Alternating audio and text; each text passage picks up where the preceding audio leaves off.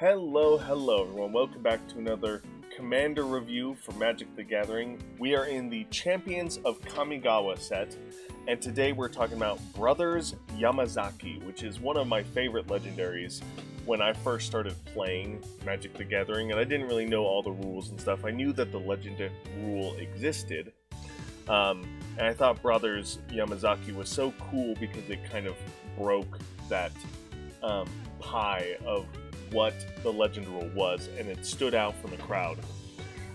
Brothers Yamazaki is a human samurai.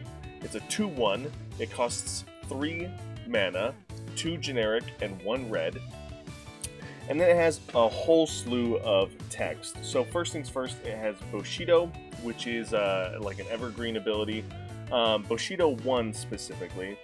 Whenever this creature blocks or becomes blocked, it gets +1/+1 until end of turn. And that does not trigger multiple times if multiple creatures block it. It only cares that it becomes blocked. So when Brothers Yamazaki does become blocked, it will become a 3/2 and no more. If it does have multiple instances of Bushido, those will each trigger, which is really cool. But just to be clear, it cares about being blocked, period, not by the number of creatures blocking it. Second line of text for Yamazaki is, if there are exactly 2 permanents named Brothers Yamazaki on the battlefield, the legend rule doesn't apply to them. Which is very important because the next line, each other creature named Brothers Yamazaki gets +2/+2 and has haste. So that immediately gives them both, makes them both 4/3s with haste and Bushido 1, which would then make them 5/4s if they become blocked or if they do block. Very cool, very awesome. I love the Bushido mechanic myself, and we'll get more into why I love the Bushido mechanic in just a minute. But on the legend rule, let's go into the rulings here. The 2 brothers could be controlled by different players. I don't know if the legend rule changed around a little bit in that regard. If back in the day you could only have one brother, like one legend on the table, period. I started playing Magic a little later than that, so I'm not exactly sure how that legend rule applies in that regard. But you can have 2 Brothers Yamazaki even if they're controlled by other players, which is really cool. There are 2 versions of the card, each with different art, and then it gives you the code for each of the cards.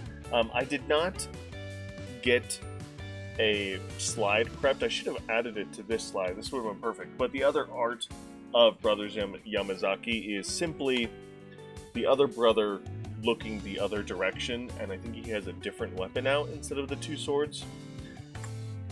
So, my apologies, I did not get that prepared in the slide. But 2 different card arts for this card, really cool that they did that. And then, lastly, this is the important rule with that second ability.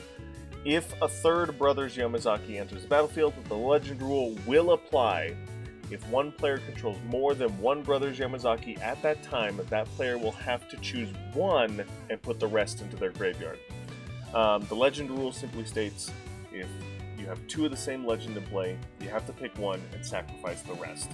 So even though Brothers Yamazaki lets you have 2 permanents of the same name in play, the moment you get a 3rd one into play, the legend rule will apply and you'll have to sacrifice all but 1 of them, which is not good. You don't want that.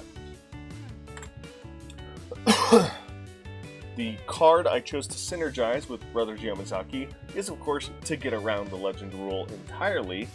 Helm of the Host will make you a slew of Brothers Yamazaki, and I believe once you get that 3rd one into play, then all the brothers will get +4/+4. The next one will give them +6/+6, and the next one will give them +8/+8, +10/+10. So very, very cool. If you can break the legend rule and bypass it, then you are going to be making a giant army of super samurai, which is really cool.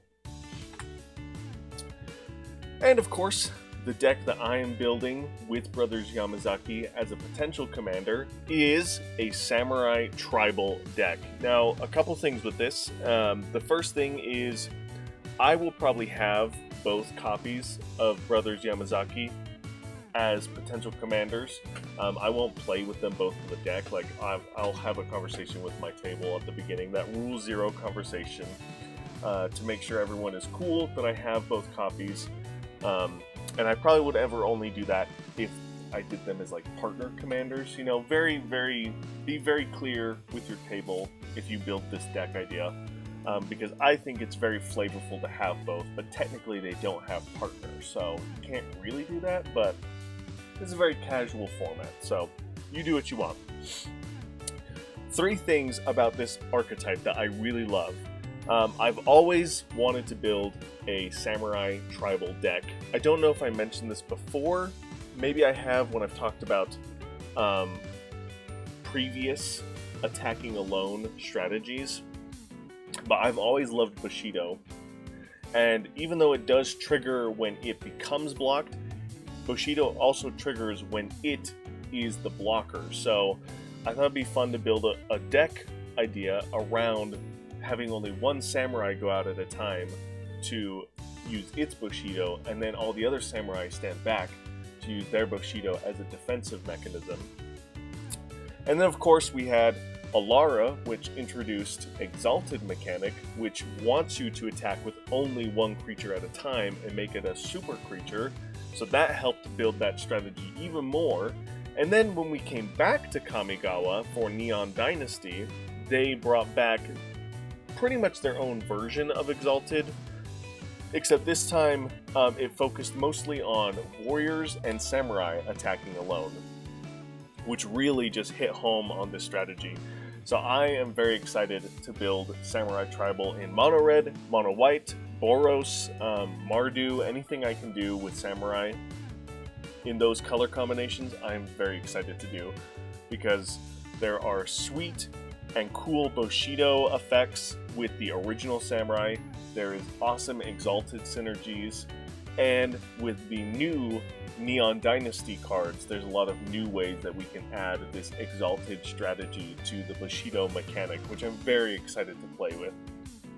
And that is essentially the whole deck in a nutshell. It's pretty much an Exalted deck, but focused around samurai. A popular deck idea on EDH Rec is clones. And of course, if you are going to do clones, you're going to want Helm of the Host, and you're going to want other ways to get around the legend rule, like Mirror Box or the Mirror Room is the original version of this card. And then you want tons of ways to make copies of the Brothers Yamazaki and get those bonuses like I talked about earlier.